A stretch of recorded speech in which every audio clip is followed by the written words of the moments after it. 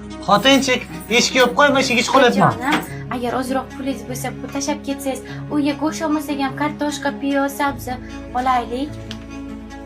165 ming pulim bor ekan. 5 ming bo'lmasa yo'l-kira yopib qo'yaman. Qolganga ro'zg'orlik qil. Agar otsa, tegina go'sht ol, osh qilib bersan. Rahmat, erjonim.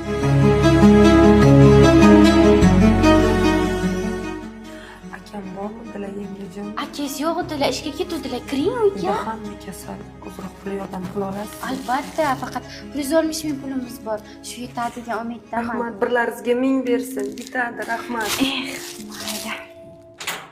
Xotinchik, buni qara beraki. Erjonim, bu narsani qayerdan oldingiz? Kim berdi sizga? Bir saxiy boy pul va oziq-ovqat ehsonlik qildi. Naq 1.600.000 puli ham bor. Bugun o'zi singiz kelgandi. Bozorlikka tashlab ketgan pulingizni singizga berib yuborgandim. Rosa o'ylagandim sizga nima deyman deb. Lekin Allohimning o'zi sizga javob qaytaribdi.